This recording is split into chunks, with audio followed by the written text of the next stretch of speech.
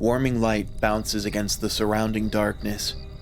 A forested silhouette stands out against my campfire, my shadow the only company as I lift a spoonful of soup to my mouth. The taste provides me with the rustic comfort of my homelands, especially from the spiced scallions that abound in the wild there. The heat flows down my throat and goes far in staving off the chilling night wind. Swaying vegetation creates a lone accompaniment left unmet as my lute remains tightly bound in a wooden case.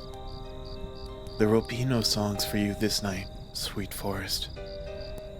Across from me is Caden, stocky and still wearing armor, sharpening a weapon before the next adventure. But he's gone. Next to him is Zephyr, who is as beautiful as ever. She parts her golden hair behind pointed ears and unstrings her bow to relax. But she is gone. As the wind picks up, ash and smoke blow into my face, which smolders over. I choose not to move, since there's no telling where the wind will blow next anyway. As light from the embers dance in my eyes, I remember back to this morning. Caden and Zephyr were still alive. We had just set out at the behest of a small rural village with rodent problems. The pay was cheap. For a nameless triad of adventurers, this was an easy meal. It was supposed to be an easy meal. Killing the oversized rats made for light work. Sure, they were as big as a dog, but each of Zephyr's arrows sang fearlessly past Caden and into their mark. I would get a stab in or two when opportunity presented itself.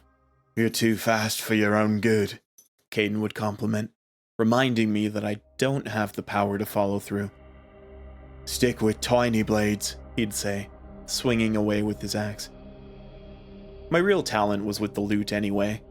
More than anything, I just wanted a journey. My adventure. I'd tell the story of a lifetime with song and poem. One after another, we felled the rats. I could practically feel the silken sheets at the end calling me tonight for luxurious slumber. The last rat's instinct appeared far greater than its comrades, and it began to flee backwards into a thick brush. I rushed after the fiend, smiling as I decided to take on the test of speed. "Be careful," shouted Zephyr. I took the challenge to heart, but the slippery rat succeeded in beating me through the bushes. I decided the brush scrapes were worth it, and crashed on through. Caden's yelling something behind me, but I don't hear it over the violent rustling. I come out to an open field on the other side just in time to witness that the creature has already ceased to move. The rodent then raised from the ground, its head tightly locked in the sharp clutches of a white wolf. The beast appeared a colossal 3 meters tall. Its mass of fur flowed with brilliant motion. Dark and unfeeling eyes were locked onto me. The acknowledgement ended, and the beast snapped tight its jaws, letting the rest of its previous prey fall to the earth. Sweat dripped from my hair and neck down to the grass bed. I had never seen any creature quite as large as this. With a glance, I knew I couldn't hide or outrun it. My dagger slipped from my hands, and I fell backwards from the sheer loss of willpower. I wonder now if I hadn't been so afraid, would my song have been different? Like a streak of lightning, the beast closed the distance, and with a leap its maw curved open to end me. All I remember next was Caden's arm. In an instant, his arm, which had reached out for the sake of my defense, was lying in the grass. The next moment, teeth clamped down deep between his shoulder and neck. With his remaining arm, Caden dug deep and held the wolf at bay. His muscles were straining every last bit of effort against the beast's force. An arrow flew past my head and into the shoulder of the wolf, who didn't let go, or even seem bothered. The whistle of another was loosed, and this time the beast let go to avoid a blow to the head. Caden slumped to the ground, and Zephyr was by my side. "Go." She spoke with finality. "Go." A painfully short goodbye. I was a coward. I fumbled forward, and the fear was like an intoxicating haze. I ran so hard I couldn't hear or see anything around me. Nothing else existed.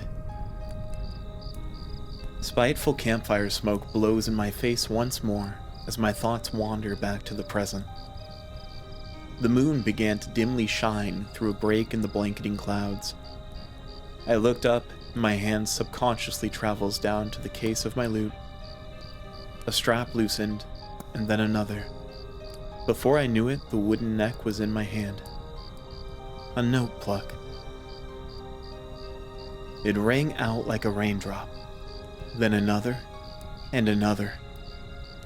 Notes were flowing through the air for no one. I did not attempt to memorize any of what sang forth from my strings. Melody poured from moment to moment. Each musical phrase was as fleeting as a leaf in the storm, and as gentle as the peace thereafter. I struck a note for Caden's burly laugh, and another for Zephyr's charm. For smiles and tears I played on. Each humming vibration spins the tale of two adventurers who sought to make a name in the world.